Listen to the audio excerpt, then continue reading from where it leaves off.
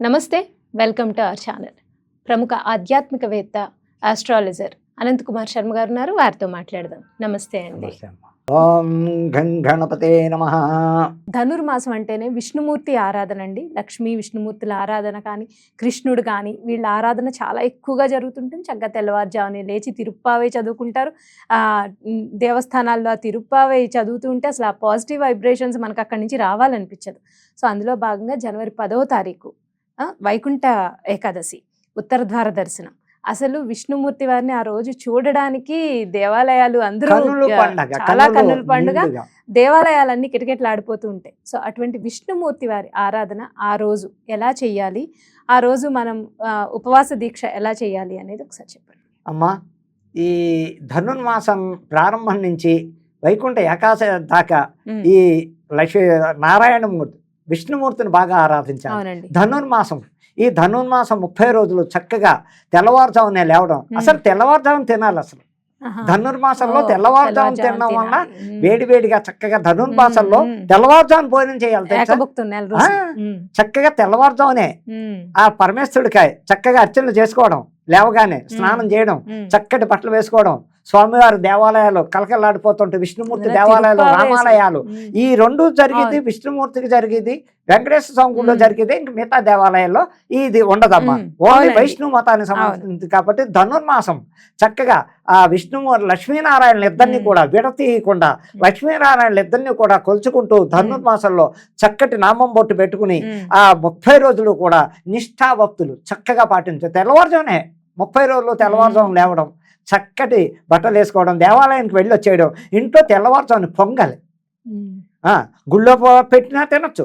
ఇంట్లో కూడా మనం వంట చేసుకుని 5 లోపు 5 గంటలకి 6 లోపు భోజనం చేయడం వల్ల కూడా ఇంట్లో చక్కటి ప్రయోజనం. ధనుర్మాసం అంటేనే తెల్లవారుజాము చేసే పూజ ఇది. తెల్లవారుజాము చేసుకుని ఈ ధనుర్మాసం విష్ణాలయానికి, రామాలయానికి వెళ్ళడం, అక్కడ తిరుప్పావై చక్కగా ఇవి అవి చదువుకుంటూ అక్కడ పండితులు చక్కగా ఆ నామస్మరణ చేస్తూ ఉంటే చక్కగా వాళ్ళు చెప్తూ ఉంటే ఎంతో చక్కగా ఉండే సుప్రభాతాలని ఇవని అమని రకరకాలుగా వాళ్ళు చక్కగా మైకులో చదువుతూ ఉంటారు. దైవారాధన చేసుకోవడం వలన కూడా ప్రతి 30 రోజులు కూడా విష్ణు ఆలయానికి, వెంకటేశ్వర స్వామి దేవాలయాలకి, రామాలయాలకి తెల్లవారుజామున వెళ్ళడం, దర్శనం చేసుకోవడం. అక్కడ చక్కగా అక్కడ పొంగలు పెడతారు ఫస్ట్ నివేదన. అవును, ఆ పొంగల్ ప్రసాదం తీసుకోవడం, చక్కగా ఇళ్ళకి రావడం వల్ల కూడా ఆ లక్ష్మీనారాయణులు ఈ వెళ్ళిన భక్తులందరినీ కూడా ఆశీర్వచనాలు ఇస్తారు.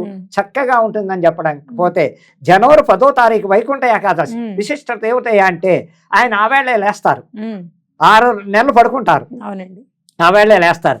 అప్పుడు ఎందుకయ్యా ఆ వేళ లేవడానికి కారణం అంటే అప్పుడే ఆ శేషుడు అడుగుతారు, స్వామి నాకు విశ్రాంతి కావాలి, నన్ను కొంచెం రెస్ట్ తీసుకోనివ్వంటే గౌక్కుని ఉలిక్కిపడలేస్తాడు.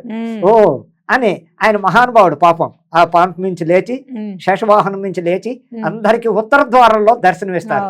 ఆ ఉత్తర ద్వారానికి ఆ రోజు వైకుంఠ ఏకాదశి విశిష్ట. ఆవేళ ముక్కోటి ఏకాదశి, వైకుంఠ ఏకాదశి రెండు ఒకే రోజు వస్తాయి. దాన్నే ముక్కోటి ఏకాదశి. శ్రీరామచంద్రమూర్తికి భద్రాచలం కానీ, పెద్ద పెద్ద అయోధ్యలో కానీ ప్రతి చోట రామాలయాలు ముక్కోటి ఏకాదశి విష్ణువులు కలకలాడిపోతూ ఉంటాయి. భక్తులతో, జనాలతో కలకలాడుతూ దైవారాధనలతోటి, వేద మంత్రాలతోటి, ఉచ్చరణతో ఆ దేవాలయాలు ఎంతో. ఇంకా పోతే ఆ విష్ణుమూర్తి ఆవేళ వైకుంఠ ఏకాదశి నాడు నిష్ఠ ఏమిటయ్యా అంటే చక్కగా ఓపుకున్నవాళ్ళు, అంటే షుగరు బీపీలు లేని వాళ్ళు, ఆరోగ్యవంతులు ఎవరైనా సరే తెల్లవారుజాము నుంచి రాత్రి 7 దాకా ఉపవాసం ఉండి రాత్రి వండుకు తినడం వల్ల కూడా కాదండి మేము ఉండగలం, మధ్యాహ్నం పలహారం చేస్తాం, రాత్రి కూడా ఏదో పలహారం తీసుకుని మొన్నాడు ఉదయం ద్వాదశి నాడు పొద్దున్నే స్నానం చేయడం, 10 గంటలకల్లా చక్కగా వండుకు తినడం, నాన్ వెజ్ అనేది తినకుండా అలా చేసుకోవడం కూడా ఈ వైకుంఠ ఏకాదశి ప్రయోజనాలు ఎన్నో రకాలుగా, ఎన్నో విధాలుగా. అందులో ఆయన ఆరాధించడం అంటేనా సృష్టికర్తలు వాళ్ళు. అందులో శివుడు, బ్రహ్మ, విష్ణు, మహేశ్వరుడు ఈ ముగ్గురు కూడా సృష్టికర్తలు. వారు లేదే ప్రపంచమే లేదు. అలాంటప్పుడు ఆయన పాదాలు ఈ 30 రోజులు కూడా ధనుర్మాసం చక్కగా చేసుకుంటూ ఆ వైకుంఠ ఏకాదశి నాడు జనవరి 10వ తారీఖు నాడు వస్తోంది. చక్కటిది ఆ పవిత్రమైన రోజు. ఆ పవిత్రమైన రోజు భక్తులంతా దేవాలయాలకు వెళ్ళండి, నిష్ఠభక్తులతో అర్చనలు చేయించుకోండి, అభిషేకాలు చేయించుకోండి, చక్కటి నైవేద్యాలు పట్టుకెళ్ళి గుళ్ళో కొబ్బరికాయలన్నీ పళ్ళు రకరకాల పళ్ళని పువ్వులని ఆ మహానుభావుడికి సమర్పించి మీ మొక్కులు తీర్చుకోండి మనసావాచ కర్మణ అని చేసుకోవడం వల్ల కూడా వైకుంఠ ఏకాదశి పవిత్రం అంటే మామూలు పవిత్రం కాదమ్మా. అది ఎంతో నిష్ఠ భక్తులతో ఆరాధించిన వాళ్ళు తప్పకుండా రాత్రే ప్రత్యక్షంగా కళ్ళలో కనపడతారు ఆయన. లక్ష్మీనారాయణలు ఇద్దరు కూడా నిష్ఠాభక్తులు పాటించిన వాళ్ళకి తప్పకుండా నిద్రలో కనపడవలసిందే ఏదో రూపేనే. లేదు తెల్లవారేసరికి ఇట్లు జరగరాని మంచి జరుగుతుంది. ఊహించరు వీడు. అలాగే ఓ స్థలము లేకపోతే ఓ ఇల్లు ఆఫర్ రావడం కానీ, లేకపోతే సడన్ గా మీ అబ్బాయికి జాబ్ వచ్చింది అనడం కానీ, ఏమండి మీ అమ్మాయికి పెళ్లి సంబంధం వచ్చింది ఏంటి, ఇలాంటి శుభవార్తలన్నీ తెల్లారేసరికి వింటారు, విని తీరుతారు ఎంతో మందికి.